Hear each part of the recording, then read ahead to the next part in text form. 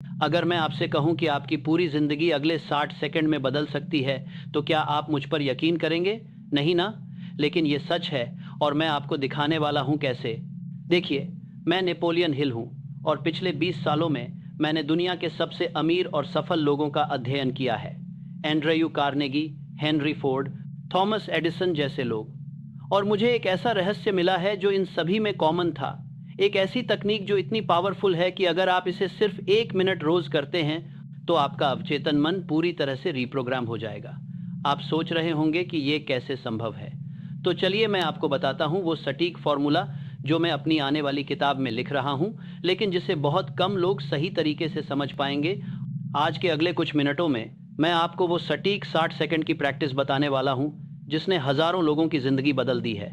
लेकिन चेतावनी देना चाहता हूँ, ये तकनीक इतनी शक्तिशाली है कि अगर आप इसे गलत तरीके से इस्तेमाल करेंगे तो उल्टा असर भी हो सकता है।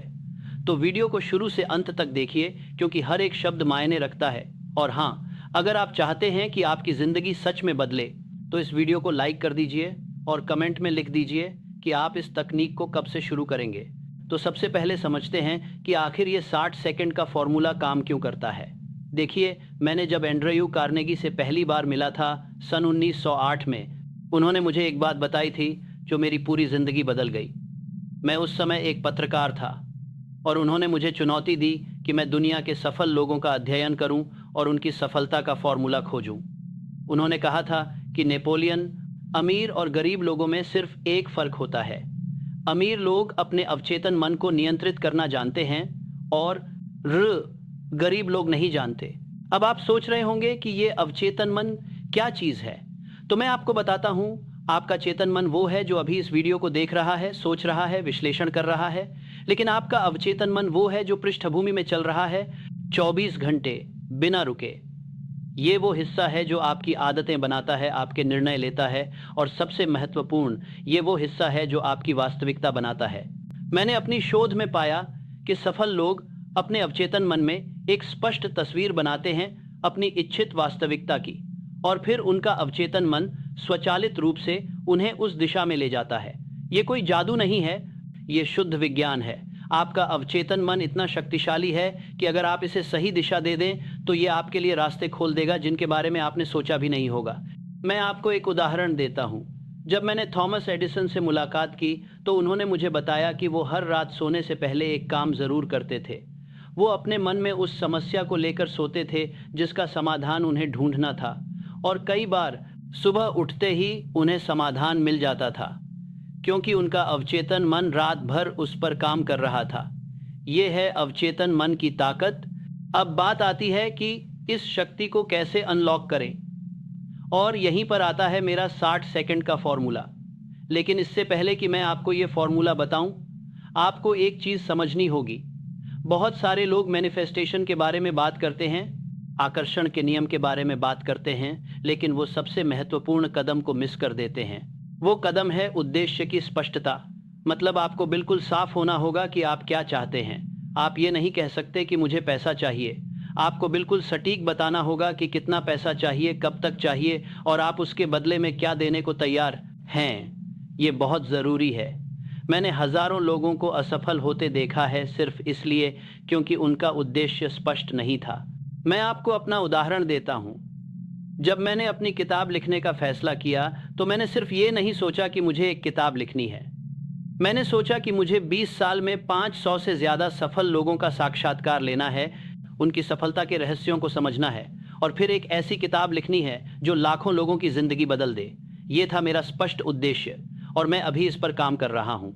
जब मैंने हेनरी फोर्ड को अध्ययन किया तो मुझे पता चला कि वो रोज़ सुबह बिल्कुल वही अनुष्ठान करते थे।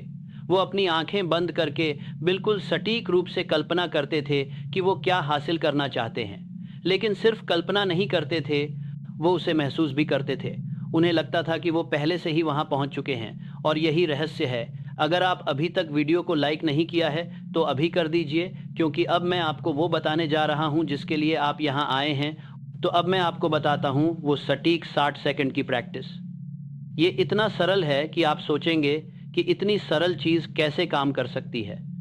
लेकिन याद रखिए, सबसे शक्तिशाली चीज़ें अक्सर सबसे सरल होती हैं।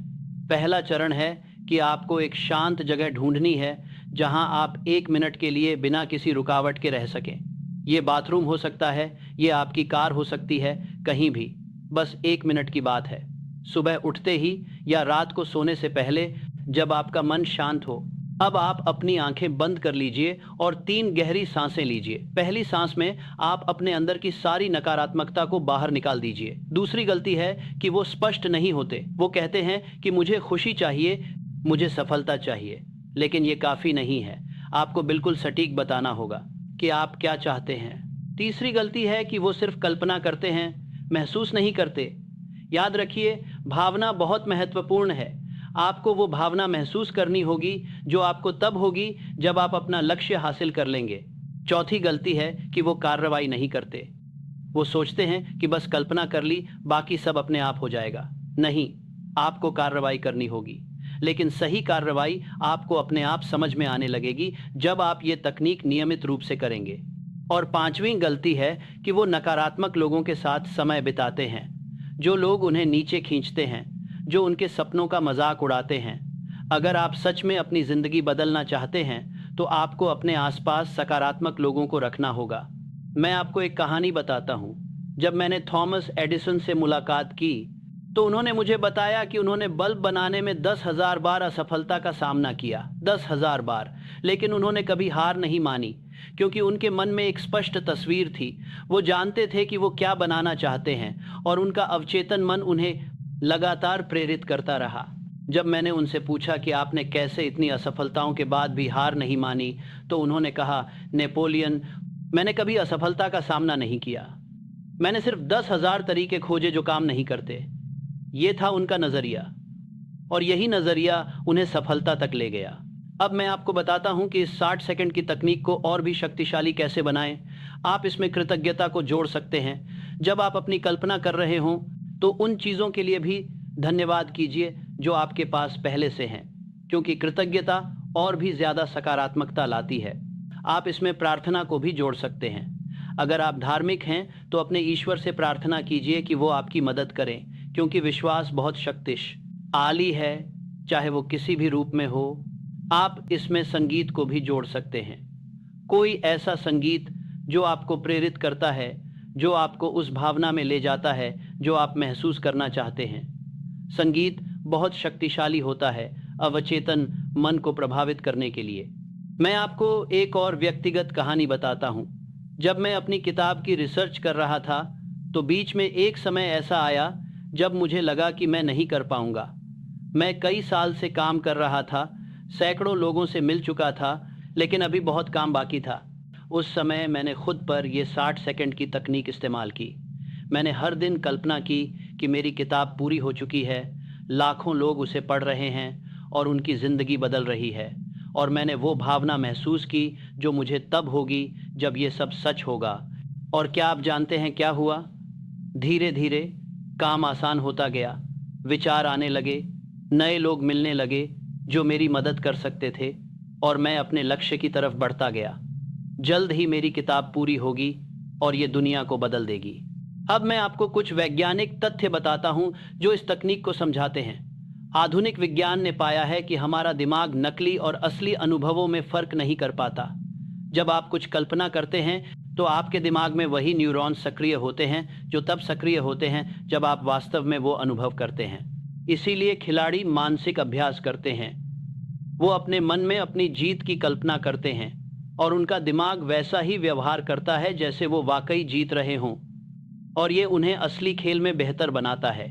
ये वही सिद्धांत है जो इस 60 सेकंड की तकनीक में काम करता है।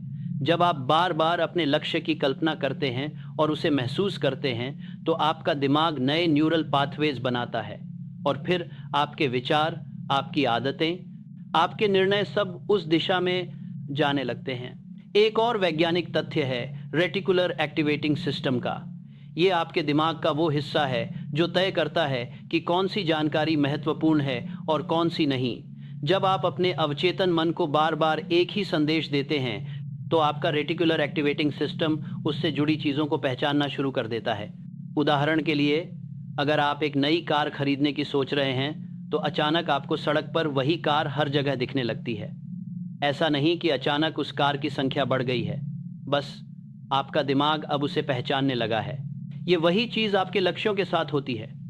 जब आप इस 60 सेकंड की तकनीक को नियमित रूप से करते हैं तो आपका दिमाग अवसरों को पहचानने लगता है जो आपके लक्ष्य से जुड़े हैं, और फिर आप सही समय पर सही जगह पर होते हैं।